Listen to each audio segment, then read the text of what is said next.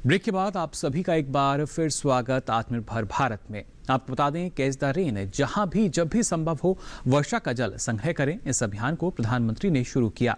इस अवसर पर केंद्रीय जल शक्ति मंत्री गजेंद्र सिंह शेखावत ने क्या कुछ कहा, आइए देखते हैं। देश के लगभग एक बहुत बड़े भूभाग में हर साल बाढ़ का प्रकोप होता है और लगभग उतने ही समानुपाती क्षेत्र में हर साल सूखे का प्रकोप झेलना होता है। श्रद्धेय अटल बिहारी वाजपेयी जी ने एक सपना देखा था कि सरप्लस बेसिन से डेफिसिट बेसिन में पानी का ट्रांसफर किया जा सके और उसके लिए नदियों को आपस में जोड़ने की आवश्यकता है और इसके लिए संभावनाओं को तलाश किया जाना चाहिए। मुझे अत्यंत प्रसन्नता है कि पिछले 5 वर्ष में माननीय प्रधानमंत्री जी के नेतृत्व में इस दिशा में जिस तरह से प्रगति हुई, 30 ऐसे लिंक आइडेंटिफाई किए गए थे और उन 30 लिंक्स में से जो नेशनल पर्सपेक्टिव प्लान के तहत प्रमुख लिंक थे, उनमें से एक लिंक केन और बेतवा नदी को जोड़ने का, जिस पर दोनों राज्यों मध्य प्रदेश और उत्तर प्रदेश के माननीय मुख्यमंत्रियों ने एक दूरदर्शिता पूर्वक पूर्ण निर्णय करते हुए इस योजना को के लिए अपनी सहमति प्रदान की है। आज उस नदी जोड़ने की परियोजना का नए युग का प्रारंभ आज इस कार्यक्रम में माननीय प्रधानमंत्री जी की गरिमामयी उपस्थिति में आगाज हो रहा है। निश्चित रूप से वर्षों से प्यासी बुंदेलखंड की इस धरती के लाखों लोगों के जीवन में इस योजना के माध्यम से आमूलचूल परिवर्तन आने वाला है। 62 लाख लोग पीने के पानी के लिए, जो बूंद बूंद पानी के लिए तरसते थे, ऐसे बुंदेलखंड के 62 लाख लोगों के जीवन में पीने के पानी प्रचुरता के साथ सतत रूप में हमेशा उपलब्ध रहे, ऐसा इस परियोजना का परिणाम होने वाला है। दोनों राज्यों के मिलाकर के 12 लाख से ज़्यादा हेक्टेयर जमीन का किसान अब आने वाले समय में हर साल में 2-3 बार अपने खेतों में हल चला करके फसल उपजा सकेगा और निश्चित रूप से इसके माध्यम से उसकी आमदनी 2 गुना नहीं कई गुना बढ़ने वाली है और इसका आशीर्वाद माननीय प्रधानमंत्री जी और हम सबको निश्चित रूप से आने वाले समय में मिलने वाला है। ये केवल एक योजना का श्री गणेश नहीं, एक नए युग का सूत्रपात माननीय प्रधानमंत्री जी के नेतृत्व में हो रहा है। आने वाले समय में हम देश में ऐसी अनेक परियोजनाओं पर काम करते हुए देश को जल समृद्ध बनाने की दिशा में कई कदम आगे बढ़ सकेंगे। मित्रों, आज का दिन और भी महत्वपूर्ण इसलिए है कि जब 2019 में एकीकृत जल शक्ति मंत्रालय बनाने के बाद माननीय प्रधानमंत्री जी ने जल शक्ति अभियान की परिकल्पना इस देश को दी थी। देश के 256 जिले, जो जिले पानी के संकट से जूझ रहे हैं, जहां सबसे कम पानी उपलब्ध है, ऐसे वाटर स्ट्रेस 256 जिलों में जल शक्ति अभियान प्रारंभ किया गया था। और जल शक्ति अभियान के माध्यम से उस समय जिस तरह से जो काम हुआ, उसके माध्यम से हजार परियोजनाएं, ऐसे छोटे छोटे जो पानी को संचय करने की संरचनाएं, उन अवसंरचनाओं का विकास हुआ या उनका पुनरुद्धार हुआ। लगभग 12 करोड़ से ज्यादा पौधे लगाए गए, लगभग 2,73,000 जल संरक्षण और वर्षा जल संरक्षण की ऐसी संरचनाओं को विकसित किया गया। और इस जल शक्ति अभियान की अपार सफलता के बाद गत वर्ष, क्योंकि पेंडेमिक की अवस्था थी, हम इसे आगे नहीं बढ़ा पाए, लेकिन फिर भी हमने कोरोना महामारी के प्रतिबंधों के बावजूद देश की सरकार और राज्य के सरकार के विभिन्न संस्थानों में विद इन द कैंपस हमने वाटर हार्वेस्टिंग, वाटर कंजर्वेशन के स्ट्रक्चर्स पर काम किया। और मुझे अत्यंत प्रसन्नता है कि इस बार माननीय प्रधानमंत्री जी ने इस काम को आगे बढ़ाते हुए 700 जिलों तक ले जाना, देश के सभी जिलों तक ले जाना, ऐसा सुनिश्चित किया है।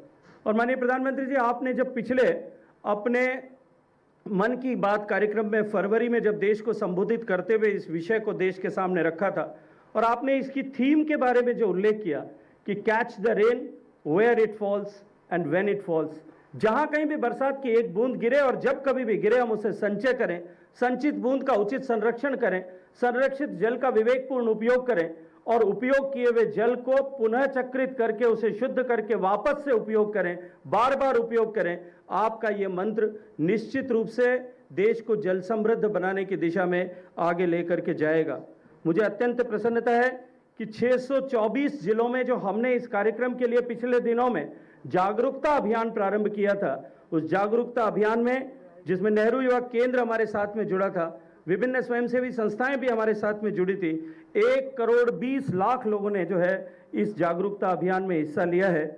आज हम सब अत्यंत सौभाग्यशाली हैं कि आपका मार्गदर्शन आज हमें इस अवसर पर मिलेगा और निश्चित रूप से आज जो सारे देश भर की ग्राम पंचायतों के प्रतिनिधि, चुने हुए जनप्रतिनिधि जो आज इस कार्यक्रम में सहभागी बने हैं, जो इस कार्यक्रम को साक्षात आपके मार्गदर्शन को देख का लाभ लेने का जिनको अवसर मिलेगा, निश्चित रूप से आज आपके कार्यक्रम के बाद में जो जल सभाएं होंगी, उन ग्राम सभाओं में जहां जल के विषय को लेकर के चिंता होगी, चर्चा होगी, प्लानिंग होगी और उसके अनुरूप उसका एग्जीक्यूशन होगा, तो निश्चित रूप से आने वाले समय में एक जन सहभागिता से बनी एक जल क्रांति का सूत्रपात होगा। आज हमारा सौभाग्य है कि प्रधानमंत्री खुद ये अभियान शुरू किया यहाँ पे, catch the rain, Jal Shakti Abhiyan, catch the rain where it falls when it falls का। प्रॉब्ली ये सबसे दुनिया में अब तक इतिहास के सबसे बड़ा वाटर हार्वेस्टिंग कैंपेन हो गया, क्योंकि आज देश के पूरे पंचायत में ग्राम सभा हो रहे हैं और पानी के विषय पर चर्चा करने के लिए जो पोल बाउंड स्टेट्स के वोट कुछ ज़िलों को छोड़ के बाकी सब ज़िलों में, ग्रामों में इसी का डिस्कशन हो रहा है। और जैसे प्रधानमंत्री ने खुद बताया कि वहाँ पे जल शपथ भी ले रहे हैं। ये आज तो कितने लोग इस मुहिम में एक साथ जुट गए होंगे एक साथ, तो वो मैसेज बहुत अच्छी तरह के गया है। एंड प्रधानमंत्री ये भी बोला कि अगले 3 महीने 100 दिन के लिए पूरा जोश से इस मुहिम में लग जाए कि पानी को संभालने के लिए, संग्रह करने के लिए इसका नेचुरल कंटेनर्स बनाए। और ये भी बताया कि मनरेगा का अगले 3 महीने के पूरे काम वाटर कंजर्वेशन में उसको भी उसमें करना है। तो ये इतना बहुत पावरफुल मैसेज पीएम ने भी है और सब सरपंचों को भी इस उद्यम में जुड़ने के लिए क्या किया बोल दिया था। So it was a very fulfilling moment for us. तक हम पिछले कई महीनों से ये कैच द रेन का चला रहा था, पर प्रधानमंत्री आदि जल Shakti Abhiyan catch the rain के रूप में जो हम अभी करने वाला है, that is a great Clarion call. देखिए, माननीय प्रधानमंत्री जी ने 15 अगस्त 2019 को जल जीवन मिशन की घोषणा की थी।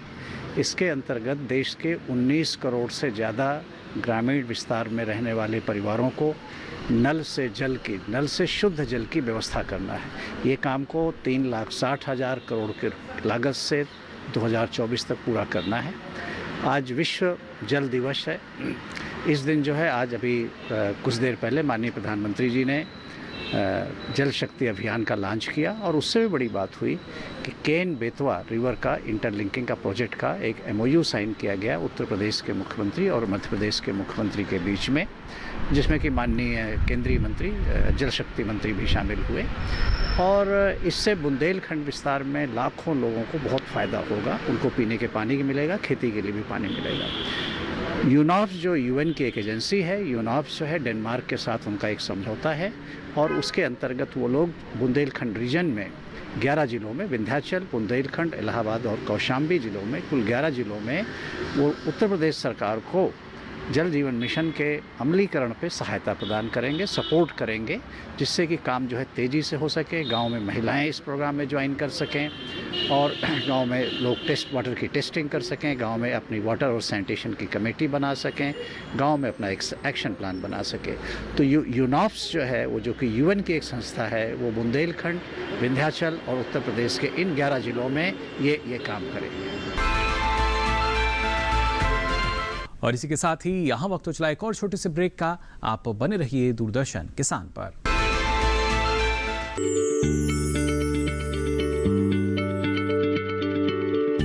क्या आप किसी बीमारी से परेशान हैं? चाहते हैं डॉक्टर की सलाह? तो हम हैं आपके साथ। बताएंगे आपको जीने की राह। समस्याएं आपकी, समाधान देश के मशहूर विशेषज्ञों के। घर बैठे बात करें देश के जाने माने डॉक्टरों से। हमारे लाइव प्रोग्राम स्वस्थ किसान में हर शनिवार शाम 6 बजे से 7 बजे तक। खुशहाल होंगे खेत, पशु रहेंगे स्वस्थ, सरकारी स्कीम का होगा लाभ, जब एक्सपर्ट्स का मिलेगा साथ, आपके सवाल विशेषज्ञों के जवाब, सिर्फ एक फोन कॉल की दूरी पर। देखिए किसानों का अपना प्रोग्राम हेलो किसान, सोमवार से शुक्रवार शाम 6 बजे से सिर्फ दूरदर्शन किसान पर।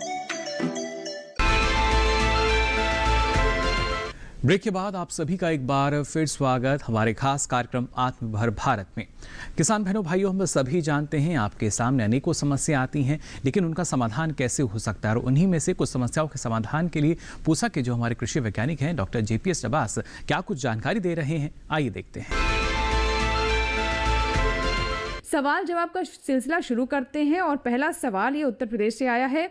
गेहूं की बाली सूख रही है, उपचार कैसे करें? मैं अपने किसान भाइयों को बताना चाहूँगा कि गेहूं की फसल इस समय दाना पड़ रहा है, उसमें दाना पकने की स्थिति में आ चुकी है। तो जहाँ पे फसल की ये स्थिति है वहाँ पे क्योंकि जो बाली सूख चुकी हैं तो दोबारा हरी नहीं होंगी। लेकिन अगर आपकी फसल लेट बोई हुई है जिसमें अभी बाली निकलनी शुरू हुई हैं और आपको ऐसी संभावना लग रही है कि कुछ ऐसी बाली निकलने की संभावना, उसके 2 मुख्य कारण हो सकते हैं। पहला कारण, अगर आपके खेत में दीमक का प्रकोप है तो जगह जगह पे जो पेड़ कट जाएंगे और नीचे से सूखना शुरू हो जाते हैं, तो आपको पहले से ही दीमक का उपचार करना चाहिए था। और दीमक के उपचार के लिए क्लोरोपाइरीफास नामक दवा का हम सिंचाई जल में घोल के अगर खेत में लगाते हैं तो उसको हम नियंत्रण कर सकते हैं और इस किस्म की समस्या नहीं आएगी और आगे आप इस बात का ध्यान रख सकते हैं।